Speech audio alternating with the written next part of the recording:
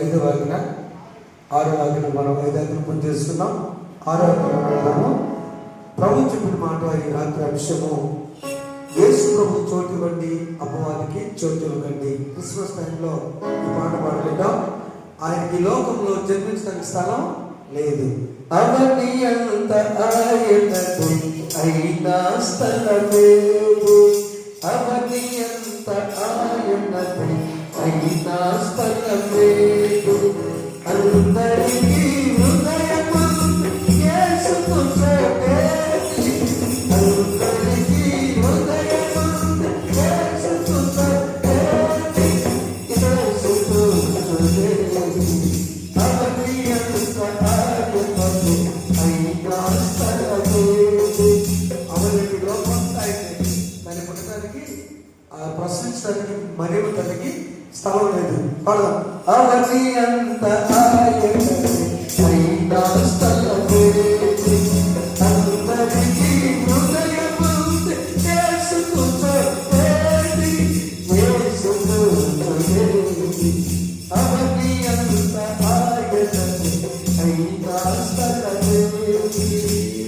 లోకపు పశువులు తన యజమానులు ఎదుగుతారు కానీ మనుషులు తెలియదు. పశువులు తమ యజమాను స్వరమెరుగుతున్నారు. నరుల దైవ తనయునికి సెలవీయకపోదు. పశువులు తమ యజమాను స్వరమెరుగుతున్నారు. నరుల దైవ తనయునికి సెలవీయకపోదు. సెలవీయకపోదు. అవన్నీ అంత ఆయనకు అయినా స్థలమేది. అవన్నీ అంత ఆయనకు అయినా స్థలమేది. అందరికీ హృదయము యేసుకు చోటేది. అందరికీ హృదయము యేసుకు చోటేది. యేసుకు చోటేది. అవన్నీ అంత ఆయనకు అయినా స్థలమేది. అవన్నీ అంత ఆయనకు అయినా స్థలమేది. ఈరోజు నా సోదరుడికి గురించండి. ఆ దిలీప్ పుట్టినప్పుడు ఈ పాట విజయ్ కుమార్ గారిని తెనాల్లో పాడాను. నాకు క్యాషర్ రాదు కానీ నేను సింగపూర్ క్యాషర్ చేస్తే దాన్ని మన తెనాల్లో రికార్డింగ్ చేశాను. ఈ పాట చాలా హిట్ అయిందమ్మా. క్రిస్మస్ పాట ఏలూరు విజయ్ కుమార్ పాడాడు. ఆ పాట నాకు అంత వయస్సు ఉంది కానీ అంత ఆధ్యాత్మిక జ్ఞానం లేదు కానీ యేసు ప్రభుకి చోటు లేదు. ఈరోజున ఆజ్ఞలు ధ్యానం చేసుకున్నాం. మనం చదవండి ఒకసారి. నిర్గమకాండము 20వ అధ్యాయము ప్రారంభం మొదటి వచనం చూడండి. దేవుడు ఈ ఆజ్ఞలన్నీ వివరించి చెప్పారు. పరిశుద్ధ స్తోత్రం. మోషే ద్వారా మీరు పలికిన ఆజ్ఞలు మాతో మాట్లాడుతున్నారు. ఇది ఆశ్రాంతరంలో ధ్యానం చేస్తున్నాం. ఈ 6వ ఆజ్ఞతో మాతో మాట్లాడండి. నా బిడ్డలందరూ బట్టి ఉన్న ఆశగాన్ని నీ సన్నిధికి వచ్చారు, చూస్తూ ఉన్నారు, వింటూ ఉన్నారు. ఇద్దరు దిలీప్ దానికి జరిగించారు, మంచి వాతావరణం ఇచ్చారు. దాన్ని బట్టి స్థుతిస్తున్నాం. మాతో మాట్లాడండి. ఏసునామములో అడుగుచున్నాం తండ్రి, ఆమేన్. ప్రభువునందు అందరికీ వందనాలు. ముగ్గురు అయిపోయాము. అందరికీ వందనాలు. Praise the Lord. Thank you. స్తోత్రం. Thank you. దేవుడు చెప్పిన ఆజ్ఞలు మోషే ద్వారా జాగ్రత్త నాయన 5 వేలు. ఇక 6వ దగ్గరికి వచ్చేసరికి ప్రమాదం. 4 ఆజ్ఞలు చేయాలి, 6 ఆజ్ఞలు చేయకూడదు. మొదటి 4 ఆజ్ఞలు చెప్పండి, ఫాస్ట్గా చెప్పండి. మొదటి దేవుడు యెహోవా నేనే, నేను తప్ప వేరొక దేవుడు నీకు ఉండకూడదు. 2వ ఆజ్ఞ నీ దేవుడు యెహోవా నామాన్ని వ్యర్థంగా ఎక్కడ పడితే అక్కడ మాట్లాడకూడదు. 3వది విశ్రాంతి దినంలో పరిశుద్ధంగా ఎందుకంటే దేవుడు ఇచ్చిన దినం, దేవుని దినం. 4వది నీకు దీర్ఘాయుష్ కలగాలంటే నీ తండ్రిని సన్మానం. 5వ ఆజ్ఞ 4 వరకు చెప్పి ఇది చేయకూడదు చేయకూడదు, వద్దు వద్దు వద్దని చెప్పాడు దేవుడు. ఈ 6వ వచనంలో వ్యభిచరింపకూడదు. మత్తయి సువార్త 5వ అధ్యాయము 27-28 చూస్తే అసలు వ్యభిచారం అంటే ఏంటంటే చూడండి, అది బాహ్యముగా చేసేది కాదు, లేదా బాహ్యముగా శారీరకమైనది కాదు, నీ మనస్సుకు సంబంధించినది. వ్యభిచారం మత్తయి సువార్త 5వ అధ్యాయము 27-28 వచనాలు చదువు. వ్యభిచారము చేయవద్దని చెప్పబడిన మాట మీరు విన్నారు కదా. యేసు ప్రభు చెప్పినప్పుడు స్వయంగా నేను మీతో చెప్పిన మాట కనుక, ఒక స్త్రీని మోహపు చూపుతో చూచు ప్రతివాడు అప్పుడే ఆమెతో తన హృదయమందు వ్యభిచారము చేసినవాడు ఆయన. మా పిల్లి రోజు ఏంటి ప్రసంగంలో బాగండి సీరియల్ కోసం ఆఖరిది నేనేం చేస్తాను అంతే కదా. నేనేం చేయడానికి లేదా 5 ఆజ్ఞలు అయిపోయి 6వ ఆజ్ఞ, వచ్చే వారం 7వ ఆజ్ఞ. మనస్సులో ఏదైనా పాపము ద్వారా ఆ ఆలోచన రావటమే వ్యభిచారం. దావీదు దేవుణ్ణి కలిగిన వ్యక్తి తాను మనస్సులోనే నేత్రాశ వల్ల చూచినప్పుడు, బెత్షెబాలో స్నానం చేస్తున్న చూచినప్పుడు వ్యభిచారము చేసినట్టు డిసైడ్. కనుక వ్యభిచారం అనేటువంటి మాట మనస్సులకు సంబంధించిన మాట. రెండవది, దేవుణ్ణి విడిచిపెడతాము వ్యభిచారమే. చూడండి, కీర్తన గ్రంథం 73వ కీర్తన 27వ వచనంలో దేవుణ్ణి విడిచిపెట్టుట కూడా వ్యభిచారమే. చూద్దాం ఇక్కడ, మనం ఆకాశమందు నీవు తప్ప నాకు ఎవరు ఉన్నారు, నీవు నాకుండగా లోకములో ఏదియు నాకు అక్కర్లేదు. ఎప్పుడైతే ఈ మాట మనం చూస్తామో చదువు 27 వల్ల 23 73వ అధ్యాయం 27వ వచనం. నిన్ను విసర్జించు వారు నశించెదరు, నిన్ను విడిచి వ్యభిచరించు వారందరినీ నీవు సంహరించెదవు.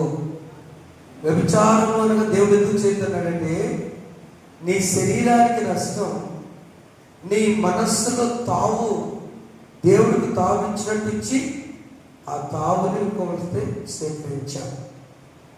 మన అంశం యేసయ్యకి చోటిద్దామా లేక అపవాదికి చోటిద్దామా? అంతే కదా. యేసయ్యకి చోటు, ఇద్దరులో ఒకళ్ళే ఉంటారు లోపల, ఇద్దరు ఉండాలంటే కష్టం, అది కరెక్ట్ కాదు. మంచినీళ్ళు బాటిల్ తెచ్చారు నాకు, మంచినీళ్ళు ఉంటే దానిలో నూనె కూడా పోస్తే తాకన్నా రైట్, నూనెకి ఏమైంది పాస్టర్ గారు, మంచినీళ్ళు పోసిన పెట్రోల్ కూడా పోసారు తాకల్లా. బాటిల్ మంచిగా ఉండే కదండి, నేను మంచి అమ్మగారు ఇచ్చారు తీసుకొచ్చా, కొద్దిగా పెట్రోల్ కలిపి పాస్టర్ గారు శుద్ధి వచ్చి కొద్దిగా పెట్రోల్ కలిపి పాస్టర్ గారికి సొమ్మే పెట్టుకోవచ్చుగా. ఏమైంది? మంచిలు ఎక్కువ ఉన్నాయి, ఇంత పెట్రోలే కదండి, ఇంతే కదా. తాగుతారు ఎవరైనా? మంచిలు చాలా పోస్తాము, పెట్రోల్ తాగుతామమ్మా. ఏమైందంటే అది విషం, అది విషం. దేవునికి చోటిచ్చే బిడ్డలు ఎలా ఉంటారంటే, దేవుని విడిచిపెట్టి హాయిగా బ్రతుకుతున్న సమయంలో సంసోను దేవుణ్ణి విడిచిపెట్టి, సంసోను బలవంతుడు. ఇందాక చెప్పినట్టు దావీదు మంచి క్రమశిక్షణ కలిగినవాడు, కష్టజీవి, గొలియాతును ఎదిరించాడు. దేవుడంటే ఊరుకోకుండా గొలియాతును చంపేశాడు. దేవుడంటే ఇష్టం దావీదుకి. కానీ ఎప్పుడైతే తన మోహపు చూపుతో చూశాడో వ్యభిచరించిన ఆ క్షణమే దేవునికి చోటు లేకపోయింది. కొద్దిదే కావచ్చు, అవునా? సంసోను రెండవది దేవుని విడిచిపెట్టం. సంసోను బలవంతుడు న్యాయాధిపతుల గ్రంథం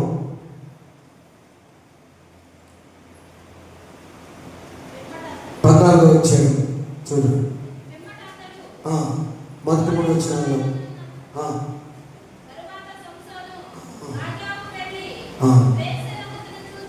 బాగున్న సంసోను గజాకు వెళ్ళి అంతే. తన జీవితం అంతా కూడా సంసోను జీవితం దేవుని విడిచిపెట్టాడు.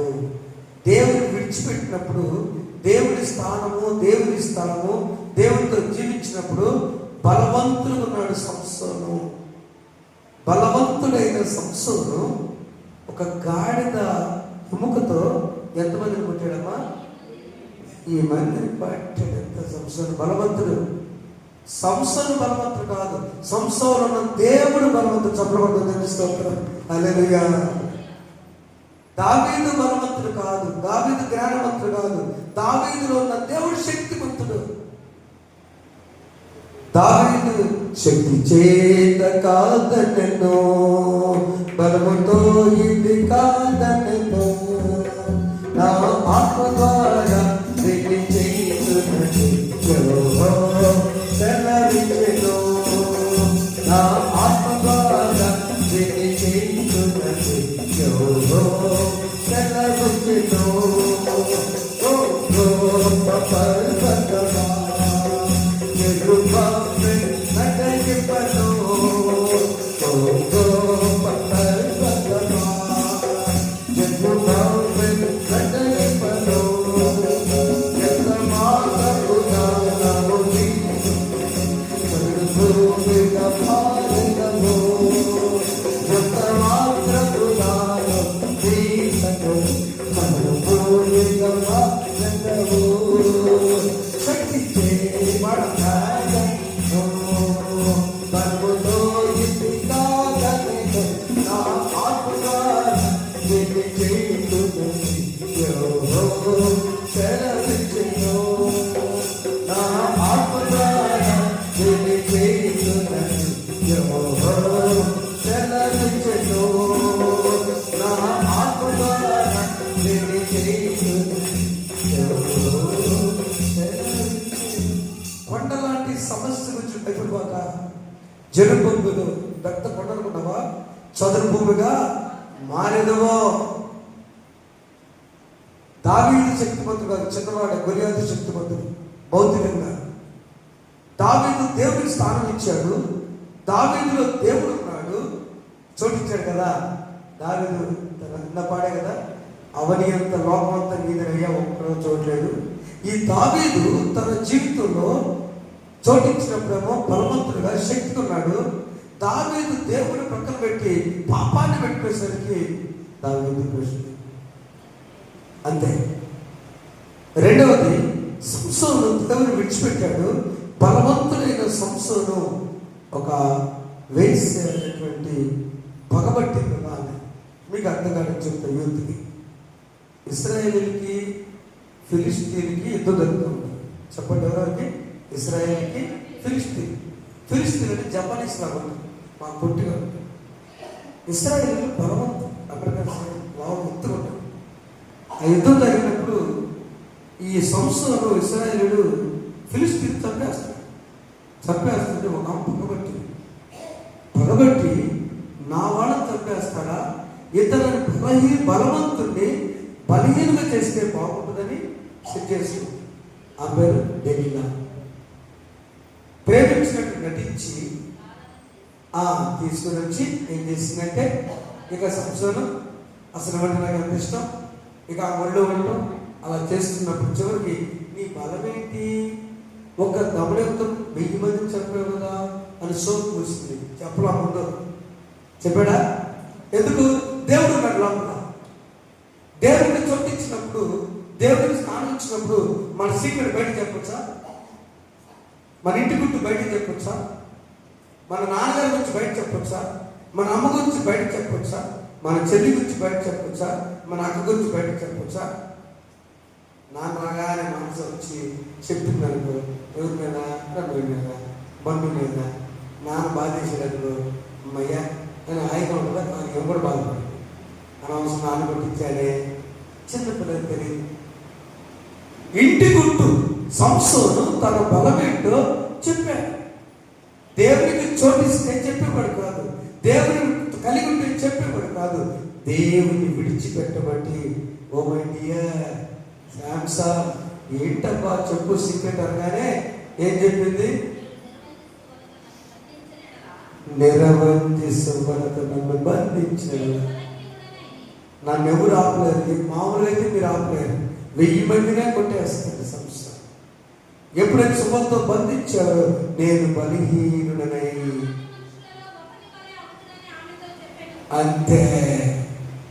ఒక సీక్రెట్ చెప్పాడు, నన్ను జస్ట్ నిరవధి సుమతో బంధించింది, నేను బలహీనుడు. రెండవది, నాజీరు చేయబడిన అమ్మ లేక కొడుకు పుడితే ఆ కొడుకు ఏం చెప్పింది? నాయన నీ ఎంట్రుకలు కట్ చేయబాక, ఇవి కనుక కట్ చేస్తే దీనిలో బలం దాగింది నాన్న అని చెప్తే, నేను ఎవరికి చెప్పనమ్మా అని ఎవరు చెప్పారు? మేడం గారికి చెప్పారు. అంతేగా మేడం గారి సీక్రెట్. చూడండి, అపవాదికి చోటిస్తే దేవుడు పట్టుకెళ్ళిపోతాడు. పెట్రోల్ మంచినీళ్ళు కలిపి ఉండకూడదు. పాలు నీళ్లు కలిసి నువ్వు పెట్టినా కూడా హంస ఏం చేస్తుందంటే పాలు మాత్రమే తాగి నీళ్లు చూడండి.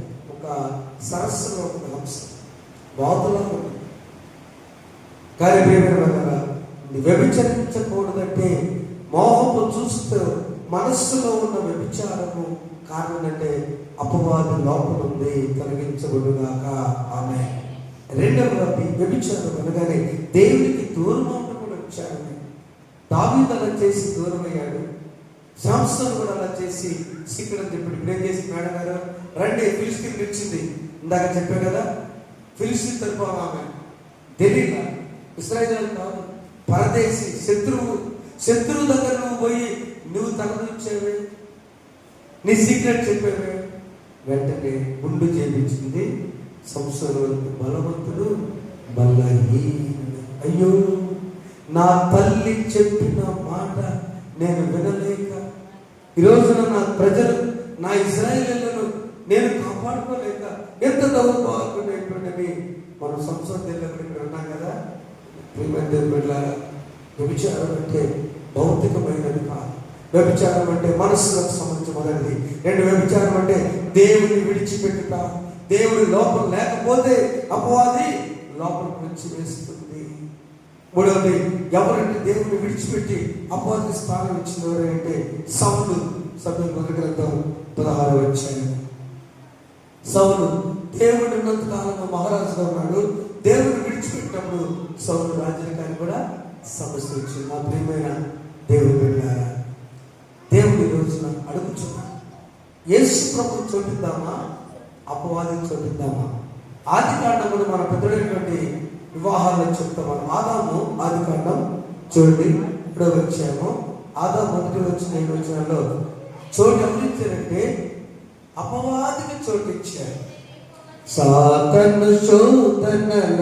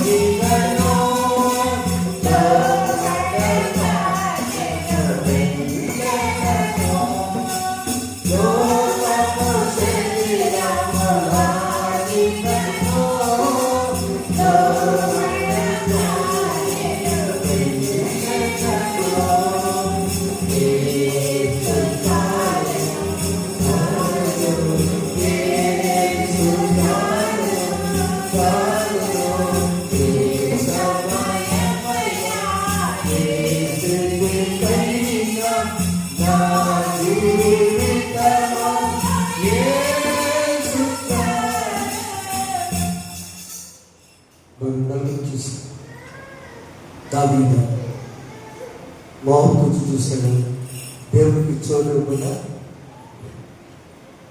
రెండవదిగా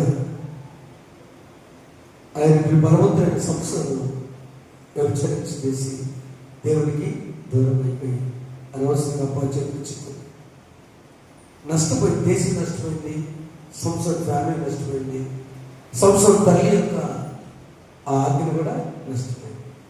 ఎందుకు పుట్టేవాడు ఆయన? నా దేవుడికి ఇచ్చాడు. మూడవ తరగతి సౌలు మొదటి రాజు ఇశ్రాయేలుకు ఆ సౌలు అపవాది లోపల రావడం వల్ల, అసూయ వల్ల అల్లుడు గారికి దావీదుకేమో సౌలుకేమో 1000 చేసేది, దావీదుకేమో 10,000 వచ్చి ఏమైంది? అల్లుడుగా నీ రక్త సంబంధేగా, వాడు ఎదుగుతుంటే నీకు ఎందుకు అసూయ? ఓకే కానీ చిన్న ఉదాహరణ చెప్తాను మీకు. అసలు నా స్నేహితుల్లో ఒక అతని ముందు కారు కొన్నాడు. అతనికి ఒక టైంలో చెప్పారు, ఏం లేదు, అందరూ చదువుకున్నాం కలిసి, బైబిల్ కాలేజ్ చదువుకుంటే నేను బాగా నష్టపోయాను. 10 ఎకరాలు నష్టపోయి, అయినా 10 ఎకరాలు నష్టపోయినా చేతిలో 1000 రూపాయలు ఉంటాయి కదా. అప్పుడు ఆయనకి 100 కాదు 10 రూపాయలు సోపు కూడా సాక్షి చెప్పాను. ఆయనకి ఎలాగో నేనేం పంపిస్తున్నాను, చిన్న బిడ్డ చక్క బైబిల్ చదువుకుంది. దేవుడు దీవించి ఎంత దీవించారంటే మా టీం అంతట్లో మొట్టమొదటి కారు ఆయన కొన్నాడు. దేవుడి సొత్తు వెళ్ళగా అందరూ అసలు నేను ఒకటే చెప్పాను, మన సోదర కారుంటే తను కనుక వెళుతున్నప్పుడు వర్షంలో నా భార్య అప్పుడు వివాహం అనుకో చెప్పాను, పిల్లలు ఉంటే కారు పక్కన ఆపి ఏందమ్మా ఇక్కడున్నావు, ఎక్కిసేద్దా లేదా, ఎక్కించుకునేద్దా లేదా, ఎక్కిసేద్దారు కదా. ఆయనే సైకిల్ మీద వెళ్తే సైకిల్ మీద తీసుకెళ్ళి కదా, 2 బిడ్డల్ని అమ్మాయికని వర్షం పరుస్తారు కదా. కనుక మన సహోదరులు ఆశ్రయించబడితే మనం ఆశ్రయించబడితే సారీ అందరూ కలిసి ఎలా పదండి పార్టీ వాడిని అందరూ వెళ్ళి ప్రార్థన చేసి చంపబడి దేవుడి సొంతం దేవుడు అందరూ కాల్పించాడు. సౌలు తాను ఈ రోజున వ్యభిచరించకూడదనే అంశంలో మనం ఉన్నాం. సౌలు ఎలా వ్యభిచరించాయంటే తనలో దేవుడు లోపల ఉంటే అపవాది బయటకు వెళ్ళిపోతుంది, అపవాది లోపల ఉంటే దేవుడు బయటకు వెళ్తాడు. ఎవరో ఒకటే ఉంటారు చెప్పే కదా, మంచిలో ఉండదంటే పెట్రోల్ ఉండాలి. 2 పోసి తాగకుండా శుద్ధి నేను ఎడదవుతా, అసలు వేరే వాటర్ నేను తాగను, బయట అడిగి బయట కొద్ది తాగి ఎలా? ఎందుకంటే సౌలు అసూయ ద్వారా దేవుడికి దూరం అయ్యాడు. దేవుడికి దూరం అయితే వ్యభిచరించినట్లే, శారీరక వ్యభిచారం. అయితే దావీదు వలె మోహంతో చూస్తే వ్యభిచారం అనుకోద్దు. సంసోను వలె ఆయన దేవుడితో నడిచి ఎప్పుడైతే అబ్బాయికి సీక్రెట్ చెప్పాడో దేవుడిలాగా మనకి ఇవ్వద్దు. మూడవదిగా ఆదాము అవ్వల్లో అవ్వమ్మ. అందుకనే కుటుంబాలకు గుర్తుపెట్టుకోండి, ఏ ఊరు వెళ్ళినా భార్య భర్తలు కలిసి వెళ్ళాలి, ఏ ఊరు వెళ్ళినా ఏ ఫంక్షన్కి వెళ్ళినా భార్య భర్తలు కలిసి వెళ్ళాలి, ఏ పని మీద వెళ్ళినా భార్య భర్తలు కలిసి వెళ్ళాలి. మంచిదే, అవకాశం ఉన్నంత వరకు. అవి ఎందుకు పెద్దవాళ్ళు చెప్తారంటే, బ్రదర్ టీజీఎస్ దినకర్ గారని మనకు తెలుసమ్మా, జీసస్ కాల్స్ ఉన్నాయి కదా, ఈటీవీలో వస్తున్నాయి. పాల్ దినకర్ గారని రమ్మనుచున్నాడు నిన్ను ప్రవేశం పాటలు కదా, దినకర్ గారు తెలుసు కదా, ఈటీవీలో జీసస్ కాల్స్ వస్తాడు. పాల్ దినకర్ గారు చక్కగా ప్రారంభం చేస్తున్నాడు. ఆ మీటింగ్లో ఆ కోయంబత్తూరులో వెళ్ళినప్పుడు ఆయన చెప్పాడు, నాకు అప్పుడు వివాహం కాలేదు, పాస్టర్ గారు అందరూ పెద్దవారు వచ్చారు, నాన్నగారు వెళ్ళాల్సిన దానికి నేను అమెరికాకి వీసాకి రిజెక్ట్ చేశాను, నువ్వు పనికిరావు నాకు 90 మద్రాసు వెనక్కి వస్తుంటే నాన్నగారు అన్నారు, నేను వెళ్ళాల్సిన మీటింగ్ కూడా దొరుకుతుంది, అక్కడికి వెళ్ళినానా మంచి మీటింగ్ అంటే వెళ్ళాను. ఆయన చెప్పారు, నీవు నీ యజమానురాలు కలిసి మీరు ఎక్కడికైనా వెళ్ళండి, సేవకులారా కలిసి వెళ్ళండి భార్య. ఎందుకంటే అపవాది ఆదాము అవ్వలు కలిసి ఉంటే అపవాది వచ్చి ఆదాము అవ్వతో మాట్లాడేది కదా. ఇప్పుడు అవ్వ వెళ్ళిందా అపవాది దగ్గరికి ఆదాము చెప్పండి మీరు ఒకసారి. నేను కొత్తగా చెబుతున్నాను, పెళ్లి ప్రసంగం అయితే అవ్వ మొక్కితే ఒంటరిగా ఒంటరిగా ఒంటరిగా ఒంటరిగా ఉన్నప్పుడు వస్తుంది. ఒంటరిగా మనసుతో పడుకున్నప్పుడు నువ్వు చనిపోతే బాగుంటుందని అపవాదం చెప్తుంది. ఒంటరితనంలోనే దేవుడు చోటిస్తే నువ్వు దేవుడు చోటిస్తావా? ఏం చేశాడు నీ దేవుడని అనుమానం తీసుకొస్తుంది. కనుక దేవుడికి చోటిచ్చే సమయంలో ఒంటరితనము ఒంటరిగా ఉండరాదని జంటగా వాళ్ళ మనసు పాడబడింది. ఒంటరిగా ఉండరాదని జంటగా ఉండలేదని శిరస్సుగా శిలవాలని పురుషుడికి అర్పించిన దేవుడు శిరస్సుగా శిలవాలని పురుషుడికి అర్పించిన దేవుడు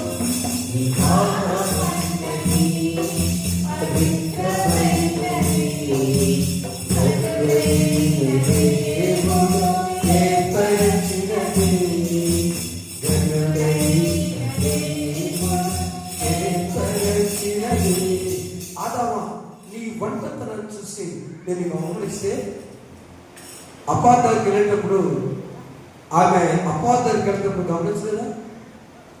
అందుకనే అవ్వ గారు వెళ్ళి పట్టు తింటే దేవుడు అవ్వను ప్రశ్నించాడా? ఆదాము ప్రశ్న అది కన్నా 9వ వచనంలో దేవుడు యెహోవా ఆదామును పిలిచి, అంతే అవ్వను పిలిచాడా ఆదాము పిలిచాడు సార్? ఎందుకని? నేను చెప్పింది ఏంటి నీకు? నిన్ను నేను నేల నుంచి నిర్మించాను. ఈరోజు వాక్యం అదే చెప్పాను. యెషయా గ్రంథం 50 గుంట నుండి తవ్వబడ్డావని గుర్తుపెట్టుకో. రెండవది చెక్కబడ్డావని గుర్తుపెట్టుకో. దేవుని ప్లాన్ లో భార్య భర్తలు జత దేవుడి శిల్పకారిగా ఈమెకు ఇతరునే జత చేయాలని దేవుడు చెక్కాడు. గుంట నుండి తవ్వి మన్ను తీశాడు. ఆలోచించుకో 2 విషయాలు. అబ్రహాంలాగా ఆలోచించుకో. అబ్రహామున శారా నుంచి 51 వచ్చినామని. కాబట్టి యెషయా గ్రంథంలో ఎప్పుడైతే మనము ఎందుకు తోటించాం అవ్వానికి? మన విషయం విచారింపకూడదు. ఇప్పుడు విచారిస్తామంటే యేసు ప్రభు గారి చోటి లేకపోతే అపవాది గారి చోటి 2 ఉండాలంటే కష్టం. ట్రై చేద్దాం, శుభ్రపడతాం. ఒకవేళ పెట్రోల్ తక్కువ చుక్కా కదా, పర్లేదు తీసేయి. ఇక చేయగలదు. మామూలు డీజిల్ పెట్రోల్ అనుకో 400 డీజిల్ ఏం చేస్తాను నాకు కారణం నేనే. మా సాయం కాదు. అప్పుడు పెట్రోల్ బంకులు పని చేస్తా. బాగున్నామంటే ఆనందంగా ఉన్నాడు, బట్టి వంద పడేసాడు. ఎందుకు అమ్మగారు ఎప్పుడు చూడరు? ఒక్కరోజు చూసి ఏంటంటే చాలా లీటర్లు వచ్చినాయి అంటుంది. ఏం చాలా లీటర్ అమ్మని చూస్తే నేను వెలిగేసాను, నేను వెలిగేసాను. అయ్యారు డీజిల్ కొట్టేయండి. పెట్రోల్ డీజిల్ కొట్టే కొత్త కాదు. ఫోన్ చేసాం, పరిష్కారం చేస్తాం, అయిపోయింది సమస్య. ఇంకొంచెం నడిస్తే పెట్రోల్ డీజిల్ కలిసి అయ్యి దెబ్బకు బట్టి నాశనం. గుర్తు తెలుసుకున్నాం, వెంటనే పరిష్కారం చేశాం. గమనించండి, ఆదాము అవ్వను కలిసినప్పుడు ఎప్పుడైతే అపవాదికి చోటిచ్చారో సృష్టి అంతా కూడా మారిపోయింది. చోటు ఇవ్వకూడదు. చోటు ఇవ్వకూడదు. దావీదు వలె మాము చుట్టూ చూస్తే నడిచాడు. సంసోను వలె బలవంతులైనటువంటి సీక్రెట్ చెప్పి ఆ వ్యభిచారం కోసం బలిగిపోయాడు. ఇప్పుడు సౌలు అసలు చేత ఆయన రాజకీయాన్ని పోగొట్టుకున్నాడు. అవ్వమ్మ సృష్టిలోనే ఎందుకు ఇలా చేసేవని ఆదాముకు మచ్చ తీసుకొచ్చింది. మరి ఎవరిలాగా ఉన్నామంటే చూడండి, యోసేపు లాగున్నాం. యోసేపు పాపము చేయడానికి అవకాశం వచ్చినా కూడా పోతీఫరు పాలిస్తే యోసేపు పారిపోయాను. చప్పటి స్తోత్రం వలన యోసేపు పరిశుద్ధతను కాపాడుకున్న ఒక యవ్వనస్తుడు.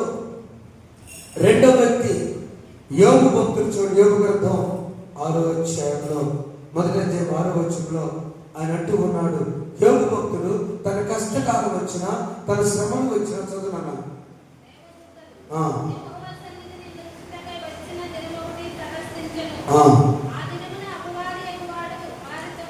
అపవాది అనే వ్యక్తి యోబుకు పరీక్ష పెట్టినప్పుడు యోబు పరీక్షలు దేవుడు గెలిచాడా, అపవాది గెలిచిందా?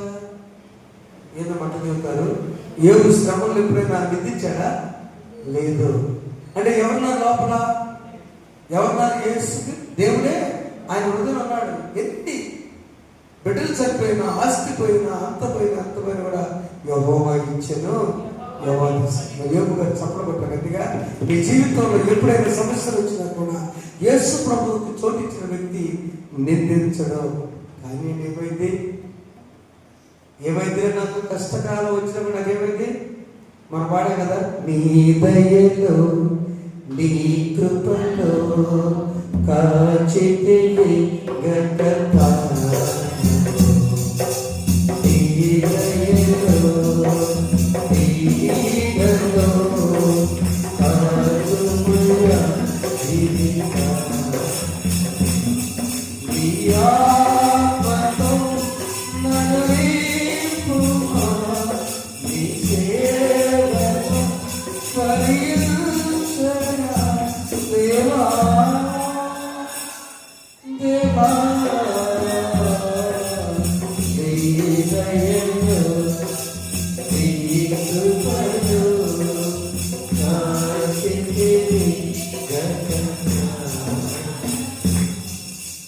యేసు ప్రభుకి దేవుడికి చోటించిన యోసేపు పరిశుద్ధుడు.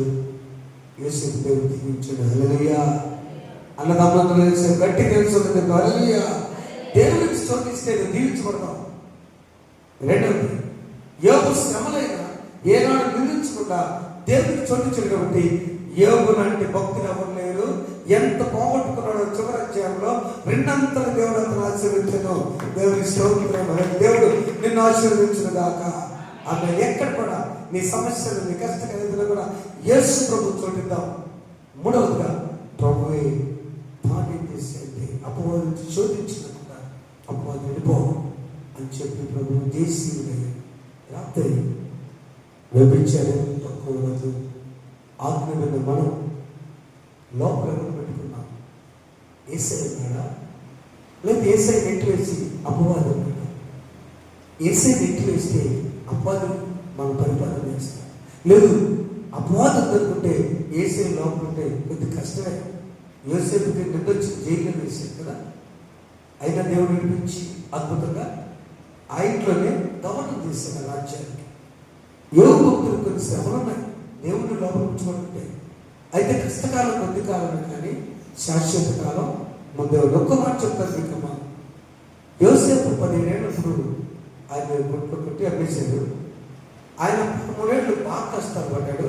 17, 11 అంతా 30 సంవత్సరాలు అండి. ఓకే, యోసేపు అంటే ఏ యోసేపు అంటే యాకోబు సంతానంలో 17 ఏళ్ళప్పుడు పడితే 13 ఏళ్ళు కష్టపడ్డాడు. 30 ఏళ్ళ తర్వాత ఆయన మంచి పోస్టులోకి వచ్చాడు. 110 ఏళ్ళు బ్రతికాడు. ఇప్పుడు చెప్పండి, ఆయన కష్టకాలం 13 ఏళ్ళు, ఆయన హాయిగా జీవించిన కాలం 80 ఏళ్ళు. ఏది ఎక్కువ? అర్థమైతే మామూలుగా ఎందుకు అర్థమైతే నేను చెప్పేది ఏది ఎక్కువ? ఏదైతే కష్టకాలం 13 ఏళ్ళు, ఆశీర్వచన కాలం 80 ఏళ్ళు. ఏది ఎక్కువ? ఆశీర్వచన కాలం ఎక్కువ, అవునా?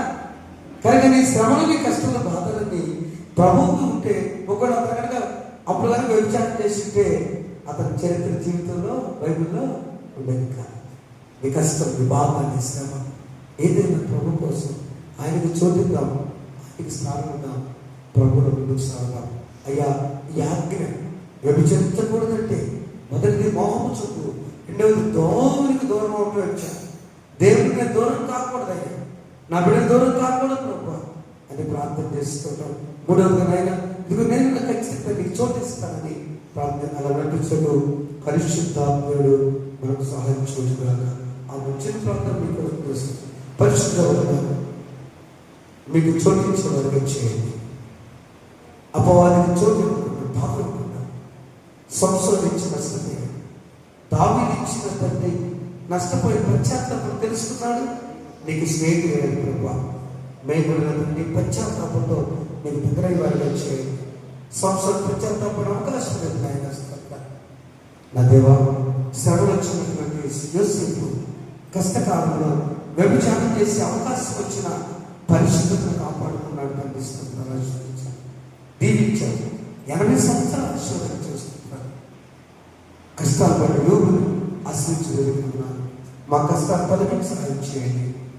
మీ వల్ల పరిశుద్ధులుగా అపోషించిన స్థిరమైనటువంటి నిలబడగలిగించిన యేసునామములో కూర్చున్నాం తండ్రి. ఆమేన్. విశ్వం మీకు వందనాలు తెలియజేస్తున్నాం. ఆమేన్. ఆలోచిస్తున్నాం. నీ దయలో నీ కృపలో